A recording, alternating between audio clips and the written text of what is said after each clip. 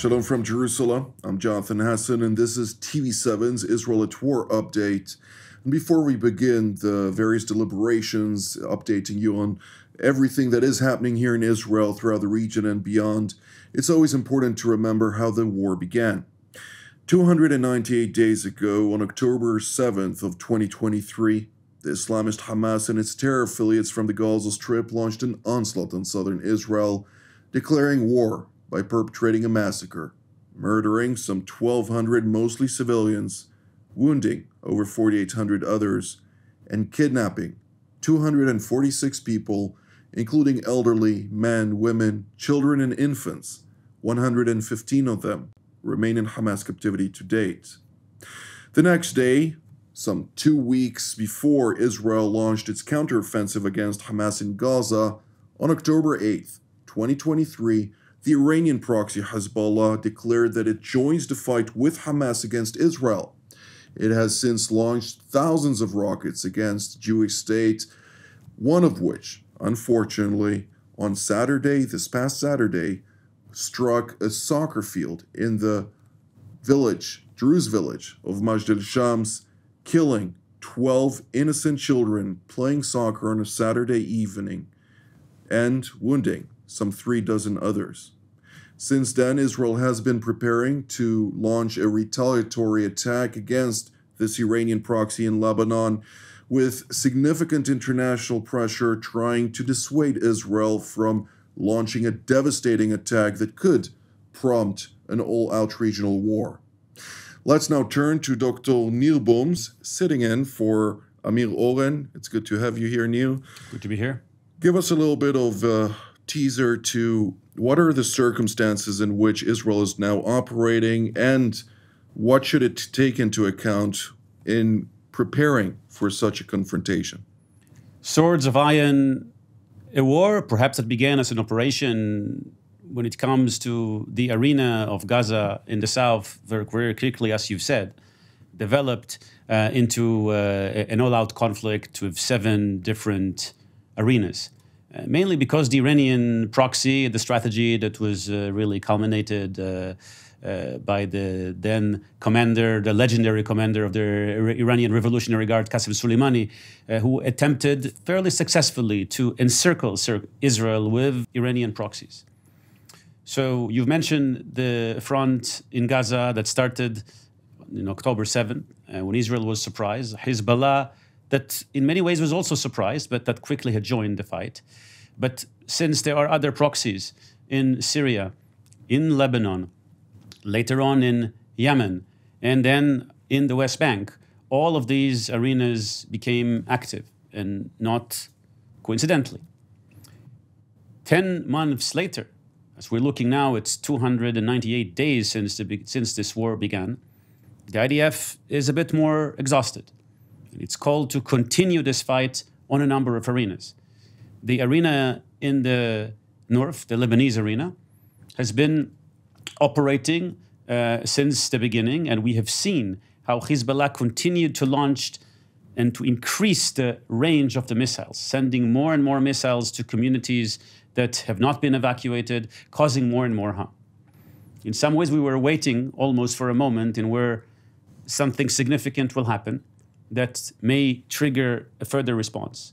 And now the question is this latest terror attack in Majd al-Shams would cause a response that in turn will create an even larger circle of responses that will bring the Northern War, the Northern Front, into a real war and not just to a war of attrition.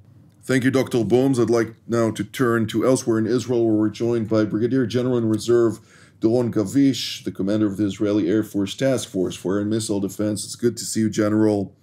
I'd like to immediately ask you about the Falak 1 missile that was launched by Hezbollah towards Majd al-Shams, the soccer field there, bringing about the really devastating consequences of 12 children murdered and some 36 others wounded in separate degrees of injuries, I may add.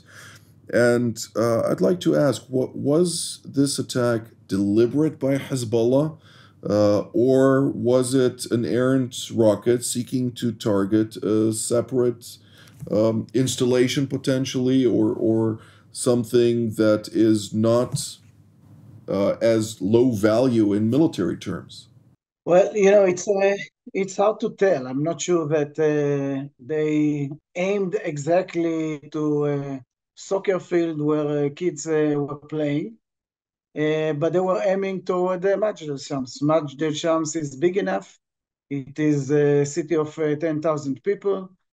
So when you are shooting a missile, and this was, I would say, a rocket this time, but much more sophisticated than the other that we saw before. And when you're shooting something like this toward the city, so of course things could happen. And unfortunately, we saw what happened. So I think that, and also we have to remember that at the same time, there were another tens of rockets that were shot throughout the Golan Heights. By the way, 30 of them were intercepted by the warriors of the Air and Missile Defense, the Iron Dome warriors, but unfortunately this one was not intercepted, and we saw the damage and the killing that was done there in Majd al-Shams. And of course, I think this is another opportunity to say to those families that we hug them, they are part of us. We all have to remember that at the end of the day, those were kids playing in a soccer field. This is what they aimed to do in Saturday afternoon, and for sure not to be killed by a terrorist organization. Very, very sad. And, all of us are fathers and mothers, and we could relate to the feelings of the parents of those kids and those that were wounded. Very painful incident indeed, and we once again indeed send our deepest condolences to the families. It is an important question, by the way, whether or not it was an errant missile or not. Hezbollah initially claimed that it was an errant projectile of the Iron Dome. Of course, this was refuted very quickly thereafter, but nonetheless, it has to do with the cultural nuances in the Middle East, because there is an open checkbook. This is a blood feud that will ensure whether or not this is now the families and the entire Druze community that sees these as a demand for retribution against specifics, but very tough questions will be asked of Hezbollah if it would survive this battle between it, as well as Iran in the broader scheme of things, and the State of Israel. But let's now turn to Brigadier General in Reserve Amnon Sofrin, formerly the senior IDF Intelligence Director commander, as well as a chief of the Intelligence Directorate at Mossad. It's good to see you, General. I'd like to ask from your perspective on the current calculus taken in Lebanon, not necessarily from an Israeli perspective, but rather a Lebanese perspective, since you see a lot of chatter taking place between the Lebanese elites, including the government that, quite frankly, if you hear Abu Habib, the foreign minister or caretaker foreign minister of Beirut right now, he says, we don't have control over Hezbollah, we don't want war, but please take into calculation that whatever decision is taken, Hezbollah will react and we cannot stop them. Now, within this context, we also have White House Special Envoy Amos Hochstein speaking to the government of Lebanon and speaking to the Speaker of the Parliament of Lebanon, namely Nabi Berri and Najim Kati, during the course of which he expects them to leverage a certain solution versus Hezbollah while they don't have any leverage. So what am I missing here? You don't miss anything. I think that if you look at the broader picture, everybody is trying to avoid a great escalation in Lebanon. That means if I will go into the details, first of all, the Lebanese government, of course, doesn't want any big war or large war or large confrontation between Lebanon, between Hezbollah and between Israel, since they understand the damage that it will cause to the country of Lebanon.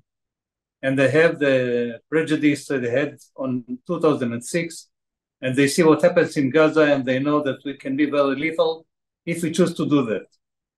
And they don't want to be the one who is going to suffer on behalf of Hezbollah. That's first of all. And then you see that the Chief of General Staff doesn't react. He keeps on, his mouth fills with water. It doesn't react. The government says that, or at least the Minister of Foreign Affairs, that they don't want any war with Israel. Amos Hochstein is trying to negotiate and to bring some calm. The Americans are delivering to us as a message that do what you do what you have to do, but please do not hit nor Beirut, nor the Dahia, and not other places in Lebanon that are very populated areas, and of course symbols of the governance of Lebanon, even though this government, of course, very weak and almost non-existing. But nevertheless, they deliver to us the message, not only them, the French and others as well, are giving us enough signals: don't escalate the war in Lebanon and don't fight the Lebanese government. If you want to fight Hezbollah, it's okay, but please keep it on what we call a limited scale. Don't go into what we call a very large confrontation with Hezbollah that will bring the end of Lebanon as a country.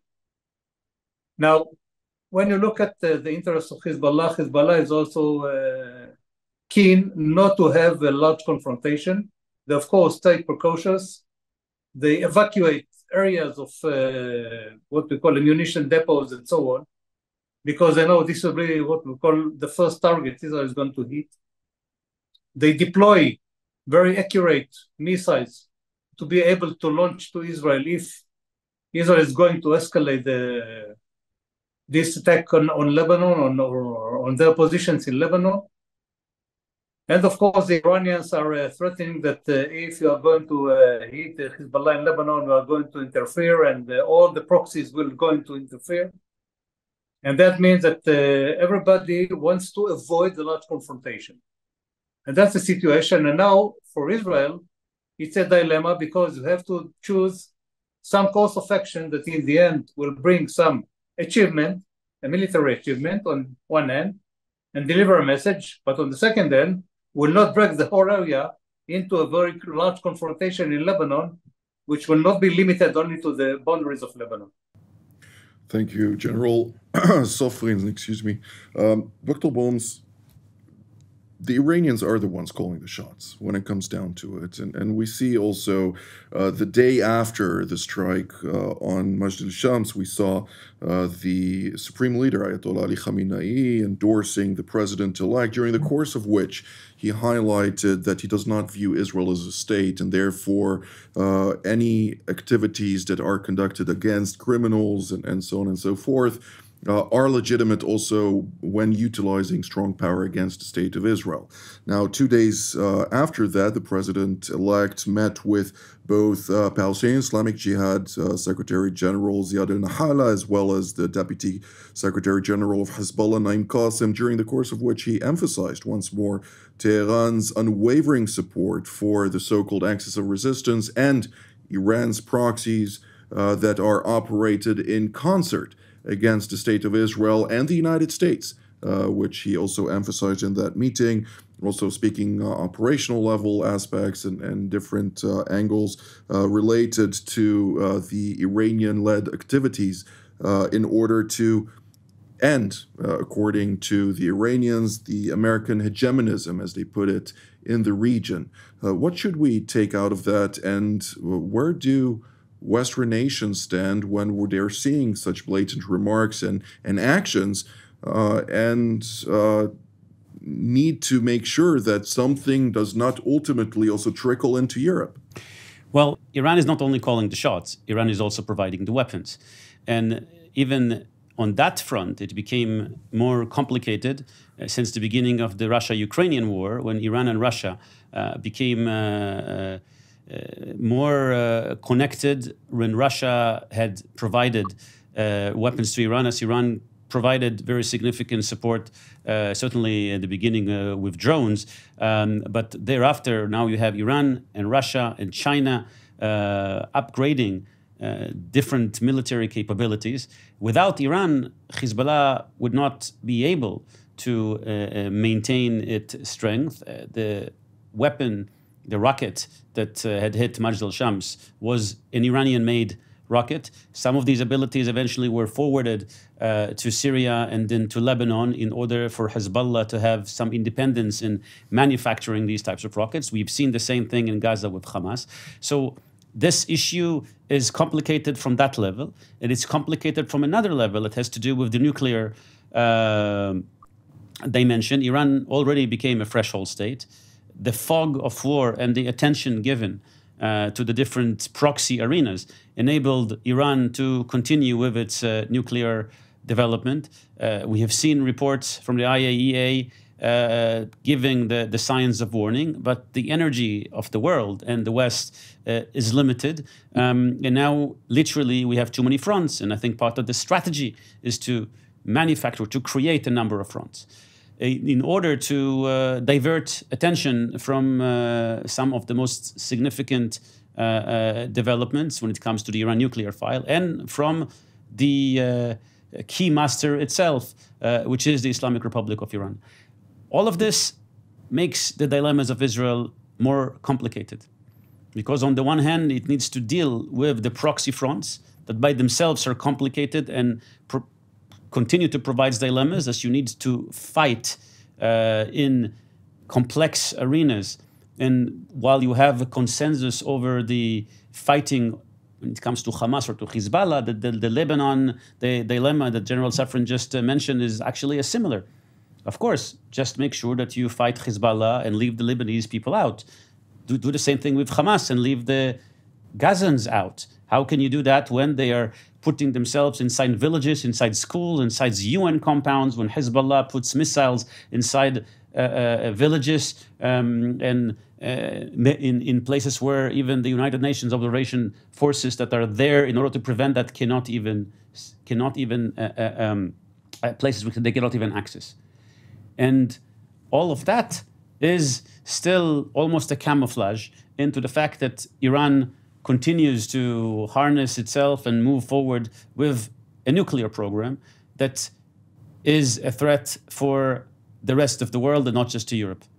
This is perhaps one of the reasons why you have the international community saying, wait a minute, let's limit the proxy wars and hopefully develop some abilities that will enable us to confront some of the fundamentals when it comes to the Iranian file. Israel has been trying to convince the world to do this for quite some time.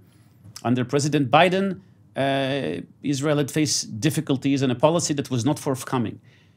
Whether this policy will change now in the 6 months left for President Biden in office, and whether this policy will change following the US elections, time will tell. Well, the problematic policy of the Biden administration, and I see it as very problematic, has brought us to a remark made by Giorgia Meloni, the Prime Minister of Italy, earlier today, who said, let's check for alternatives. Maybe the Chinese should be brought to the table to conduct the various negotiations, since they have a lot of influence in the Islamic Republic, not to forget, of course, their investment of over $400 billion in exchange for Iranian infrastructure over the course of 25 years and various vital aspects of that relationship have basically made the Iranians subject to Chinese foreign policy and considerations.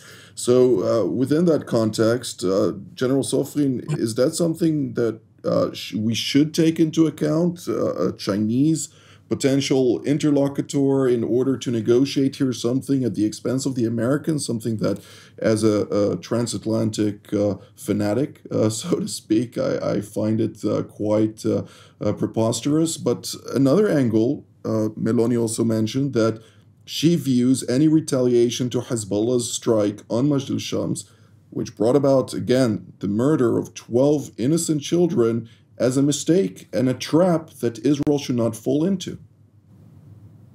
even it was a mistake, even if this was a mistake, and I believe it was a mistake, they didn't target directly or specifically this soccer field where children are playing. They tried to hit maybe other target and it fell short, maybe.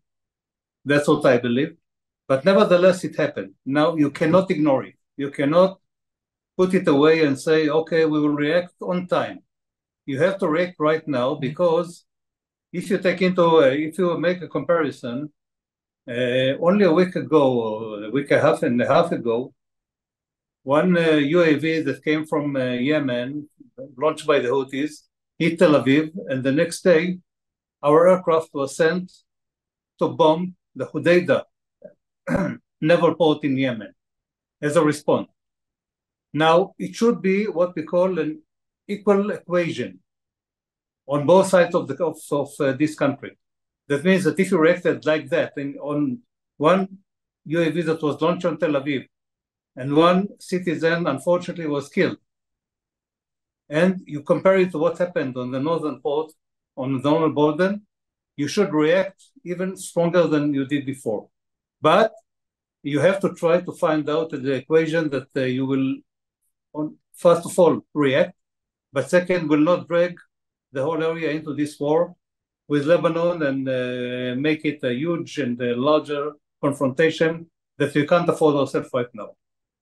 Speaking about China, China is trying to be involved in the Middle East for several years, taking advantage of the fact that the Americans pulled away in a way, and they brought together the diplomatic relations between Saudi Arabia and Iran. They support Iran, of course, are part of this alliance of Iran, Russia, China, and of course North Korea, which came on board later on, but nevertheless they are now here, and they try to find and make hold in the Middle East, and on the expense of the Americans, because Americans are now involved, first of all, in the war in Europe, what happens in the Ukraine.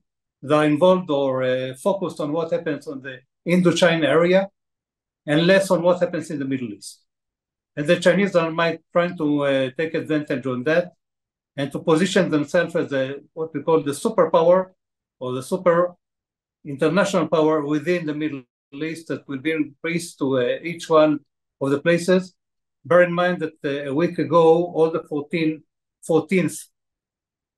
tribes or groups of the Palestinians were at Beijing, where they signed some agreement to establish what we call a kind of a mutual government in Gaza when the war is over, with, of course, dominance of Hamas, of Al-Fatah, but nevertheless with Hamas present as well.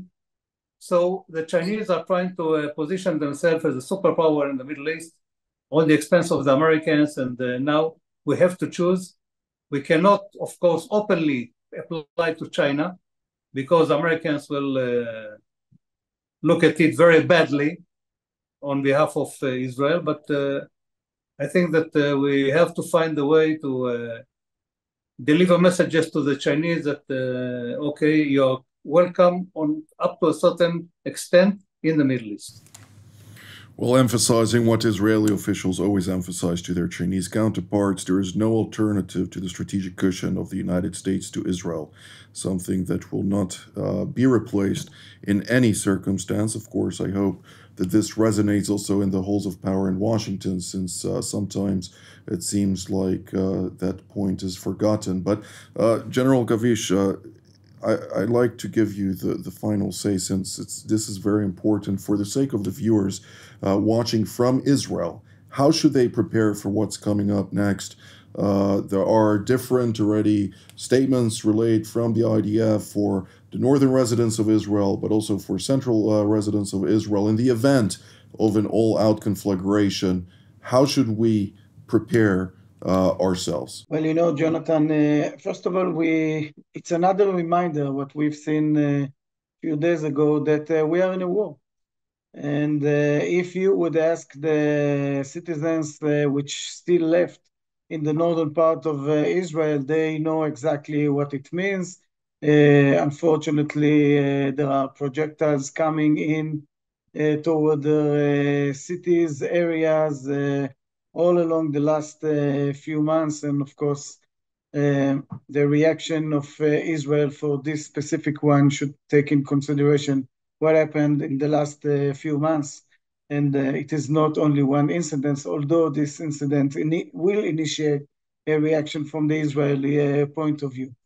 Another point that I would make is that, and this is also relating to your question, is that we always talk about it, that we do have a good defense, relatively a very good defense against rockets and missiles, but at the end of the day, it is not an hermetic one. And we are continuously saying it, and when we are saying it is not hermetic, this is exactly the cases that we are referring to. Sometimes it could be because some operator or warriors made a mistake. It could be that the system had a fault and something was not detected, or any other reasons that could occur. For this exact reason, we have what we call the passive defense, and those are the alerts which are coming from the home front command, and what we expect from our citizens, and I think that they are doing it. They are quite disciplined, and which is, once you hear this siren, you have to be as fast as you can, go to a shelter, or if you are outside, just lie in the ground, put your hands over your head, and this is the way that you could save your life. And those instructions are really saving lives. And unfortunately, debriefing the cases, mainly in the north, we know to say that few of the people, I'm not talking again about the last one, but we have the few incidents that if people would react as it is expected, they would be probably saving their own lives. So super important, and I really hope that that we won't need those orders that would be issued to our citizens, but I believe that unfortunately this would be the case. So it's the right question that you were asking, and we should be prepared for it. General Gavish, General Sofrin, and Dr. Bohms, thank you so very much for your insights. And I'd like to thank all of you at home as well. Following our Israel at War edition, we will air at 9 p.m. Jerusalem time our regular TV7 Israel news broadcast, followed also by a Jerusalem studio update. So stay tuned for that. Until this evening, from me here in Jerusalem, Shalom.